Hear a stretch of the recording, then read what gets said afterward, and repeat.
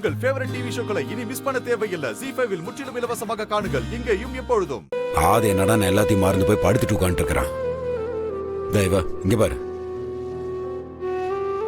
உண்மையை சொன்னா உன் உயிருக்கே ஆபத்துன்னு டாக்டர் வேற சொல்லிட்டே இருக்கிறாரு. எனக்கு யோசிக்க கிறுக்கு பிடிக்கிற மாதிரியே இருக்காரு. எனக்கும் அதான் கஷ்டமா இருக்கு. ஆனா நாம தானே ஏதாவது பண்ண முடியும் அவளுக்கு. என்ன பாரதிக்கு நம்மளை விட்டா வேற யாரு இருக்கா? நாம தான் ஏதாவது பண்ணி ஆகணும். இங்க பாரு, அழாத. இந்தா பிஸ்கெட் சாப்பிடு. வாங்கிக்கோ, இந்தா சாப்பிடு. அம்மா வந்துருவாங்க, சாப்பிடு. டேய், இன்னும் 2 நாள்ல ஆதி வேற ஏதோ அமெரிக்கா போறேன்னு சொல்லிட்டு இருந்தாரு. அதுக்குள்ள எப்படி அவரை போக விடாம தடுத்து பாரதியும் அவரையும் ஒண்ணு சேர்த்து வைக்க போறோம்? பாரதியும் முடிஞ்ச அளவுக்கு ட்ரை பண்ணிட்டாங்க. இதுக்கு மேல என்னடி வழி இருக்குது ஞாபகப்படுத்துறதுக்கு? இப்ப பாரதி வேற என்ன மனநிலையில இருக்கான்னு தெரியலையே. ஆதி இப்படி எல்லாம் நடக்கிறத பார்த்துட்டு அவ வேற ஏதாவது முட்டாள்தனமா முடிவெடுத்துட்டான்னா என்னடா பண்றது நாம?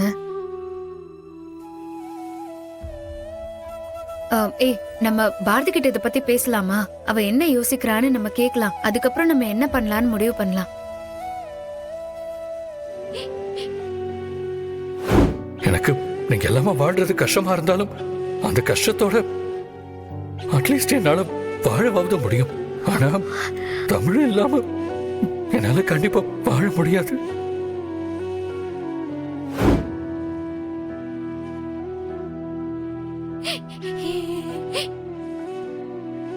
அப்படி இல்லைங்க, உங்களையும் தமிழையும் பார்க்காம ஒரு நாள் ஆனாலும் அந்த நாள் முழுக்க நான் எதையோ இழந்த மாதிரி தான் சுத்திக்கிட்டு இருப்பேன். அப்படி இருக்கிற என்னால எப்படி பாரதி ஒரு மாசம் உங்களை பார்க்காம இருக்க முடியும்? யார் என் கூட இருந்தாலும் இல்லைனாலும் ஒன்ன மட்டும் நான் விட்டுட்டு போவே மாட்டேன் தமிழ். அதுக்கு தான் அனிப்பா வேணும்னு சொல்றது.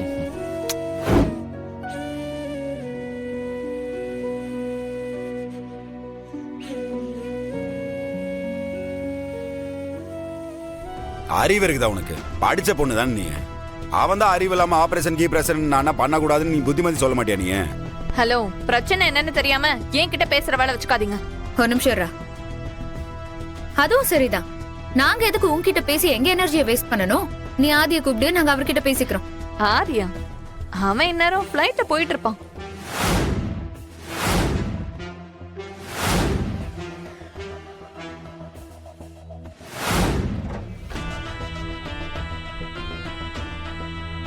அவன் எப்பவோ இங்க இருந்து கிளம்பிட்டான்.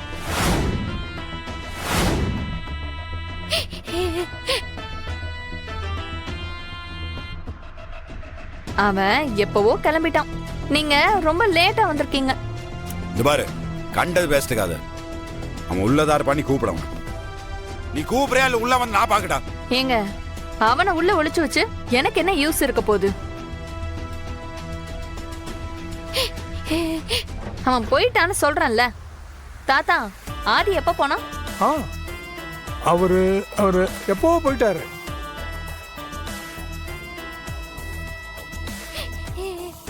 அவ்வளவுதானா மாமா? எல்லாமே முடிஞ்சு போச்சா? நான் என்ன மாமா தப்பு பண்ண? என்னையே வேண்டான்னு சொல்லிட்டு போறாரு.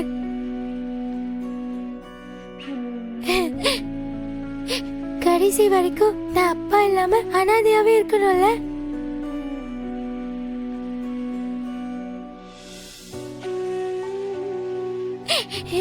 தமிழ், தமிழ் நில்லடி. தாத்தா, இனிமே அவங்க வந்தா உள்ள விடாதீங்க. இவங்கள பத்தி ஆதிக்கிட்ட எதுவும் சொல்லாதீங்க. சரிம்மா. ஏன் இவங்க இப்படி சொல்லிட்டு போறாங்க?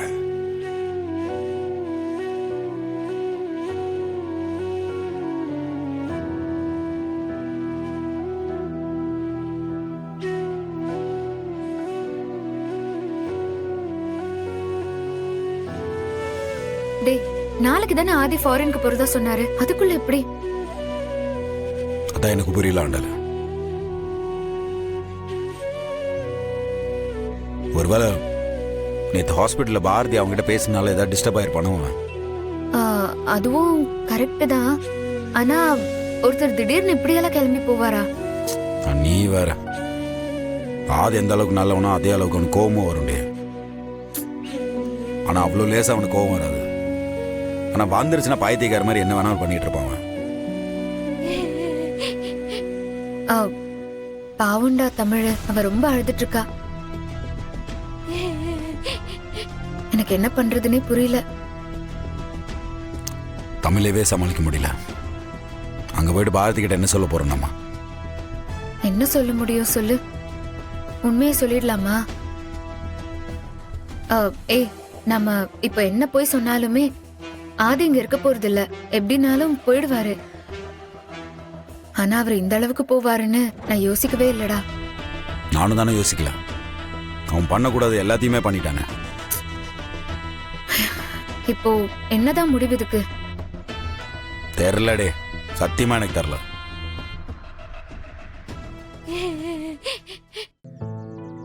உண்மை சொல்லணும்னா என்ன பண்றதுன்றது புரியாம ஒரு கையால் ஆகாத மாதிரி நிக்கிறேன்டி நானு. இப்போதைக்கு நம்மளுக்கு தெரிஞ்சது தமிழோட அழுகையும் பாரதியோட கண்ணீரும் தான். நாளைக்கு பாரதிக்கு இன்னொரு குழந்தை பிறந்துச்சுன்னா அதோட நிலைமை என்னடி ஆகும்? இப்போ அமெரிக்கா போனவன் போனதாவே திரும்பி வராம போயிட்டானா?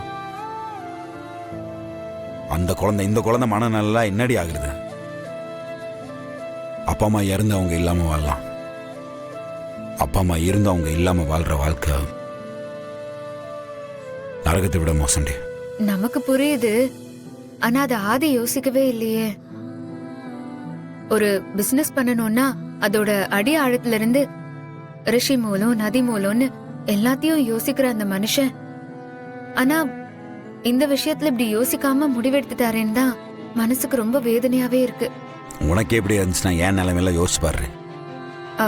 புரியுதுரா. எல்லா நாளும் என் கூட இருந்த ஒருத்தன், எல்லாமா எனக்கு இருந்த ஒருத்தன் இப்போ என் கூட இல்லை. இதுக்கு மேல திரும்பி என் கூட வருவானான்னு கூட எனக்கு தெரியல. கரும்பு வெட்டுறவனுக்கு கை உடஞ்ச மாதிரி என்கிட்ட இருந்து எதுவும் போன மாதிரி ஆயிடுச்சு. எனக்கு ஆதி போனதை விட வருத்தம் என்னன்னு தெரியுமா? பாரதி உன்னை என்னையும் ரொம்ப நம்பினா பாத்தியா? எப்படியாச்சும் நம்ம 2 பேர் சேர்ந்து அவனை சேர்த்து வச்சிருவோன்னு நம்பினா பாத்தியா? அவ வாழ்க்கையை சரி பண்ணி கொடுத்துருவோன்னு அவன் நம்பினா. அந்த நம்பிக்கையை காப்பாற்ற முடியல நம்மளால. டே, நீ மனசுல இருக்கிறத வெளியே சொல்லிட்டடா. என்னால சொல்ல முடியல. உனக்கும் எனக்கும் அதான் வித்தியாசம். இப்போ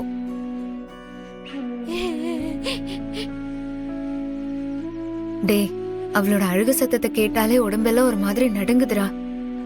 இதுல ஆதி இல்லைன்னு தெரிஞ்சா பாரதி எவ்வளவு அழுவான்னு கொஞ்சம் யோசிச்சு பாரு.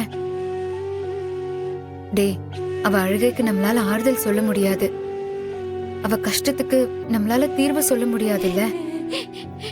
அடுத்து அவ வாழ்க்கை என்ன ஆகும்னு யோசிச்சாலே ஒரு மாதிரி சாவை விட கொடுமையா வலிக்குது. ஜீ5 ஆப்பை டவுன்லோட் செய்து அனைத்து எபிசோடுகளையும் இலவசமாக பாருங்க.